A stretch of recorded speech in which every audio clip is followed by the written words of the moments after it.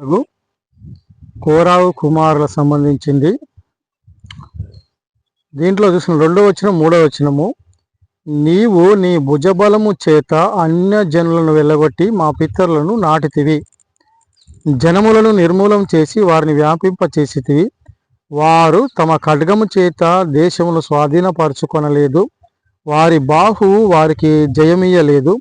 నీవు వారిని కటాక్షించితివి కనుక నీ దక్షిణాస్తమే, నీ బాహుబలమే, నీ ముఖకాంతియే వారికి విజయము కలగజేసెను. కాబట్టి కోరావు కుమారులు మన పితరుల జీవితంలో జరిగినటువంటి విషయాలని చెప్తా ఉన్నారు.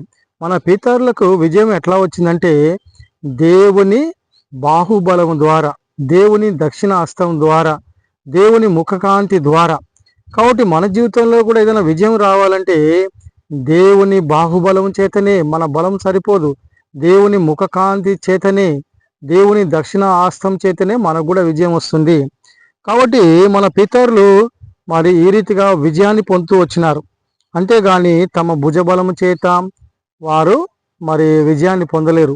దేవుని దక్షిణాస్తము, దేవుని ముఖకాంతి, దేవుని బాహుబలం. కాబట్టి మన పితరులు ఐగుప్తులో ఉన్నప్పుడు దేవుడు మన పితరుల పక్షంగా యుద్ధం చేసి మరి ఐగుప్తీయులను ఓడించి మరి ఐగుప్తులో ఉన్న మన పితరుల్ని ఆయన మరి ఆ యొక్క ఎర్ర సముద్రం నుంచి, రాజు నుంచి, సైన్యం నుంచి విడిపిస్తూ వచ్చినాడు. వారి రథచక్రములు ఊడిపోయే విధంగా చేస్తూ వచ్చినాడు. ఆ రీతిగా దేవుడే గొప్ప విజయాన్ని ఆ సందర్భంలో మరి దయచేస్తూ వచ్చినాడు.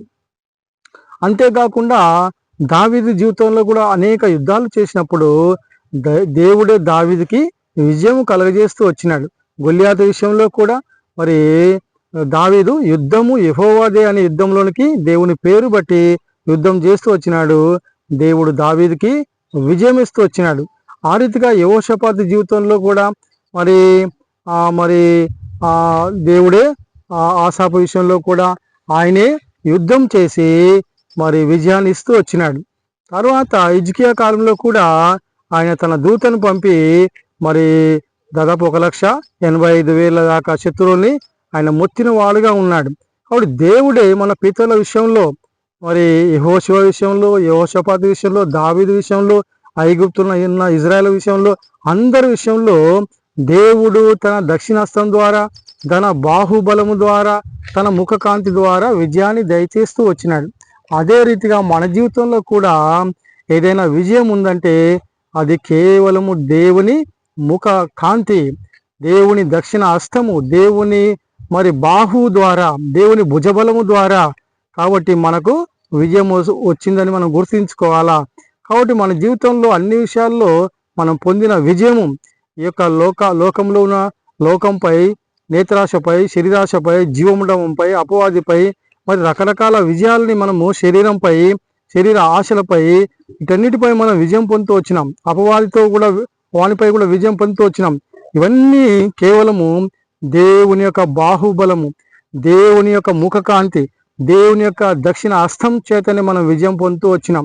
మనము బలహీనులం. అందుకనే యోహాను సువార్త 15వ అధ్యాయంలో ద్రాక్షావళిని నేను, తీగలు మీరని చెప్తూ వచ్చినాడు. ఎవడైనా నా యందు నిలిచి ఉండని ఎడల వాడు తీగ వలె మరి తీసివేయబడి మరి ఎండిపోయి కాల్చివేయడానికే పనికొస్తాడని చెప్తూ వచ్చినాడు. మనం తీగలాంటి వాళ్ళము. మనం ఆయనతో ఉన్నప్పుడు ఆయన యొక్క ప్రేమ ద్వారా, ఆయన యొక్క మాధుర్యం ద్వారా, మరి ఆయన ద్వారానే మనకు విజయం. కాబట్టి మన జీవితాల్లో, మన పితరుల జీవితాల్లో ఏ రీతిగా దేవుడు తన ముఖకాంతి ద్వారా, తన దక్షిణ హస్తం ద్వారా, తన బాహుబలం ద్వారా విజయాన్ని ఇస్తూ వచ్చినాడు, మన జీవితంలో కూడా కేవలం ఆయనను బట్టే విజయం. ఆయన ముఖకాంతి, ఆయన దక్షిణస్థము, ఆయన బాహుబలం కనుక మనం ఎల్లప్పుడూ దేవుణ్ణి ఘనపరచబద్ధులమై ఉన్నాం. మనం ఎంతో బలహీనము, ఆయన మనకు బలము, ఆయనే మనకు విజయము. ఆయన తన దక్షిణాస్తం చేత మనల్ని బలపరిచి స్థిరపరిచే వాడుగా ఉన్నాడు. దేవుడి వాక్యము దీవించును గాక. ఆమెన్.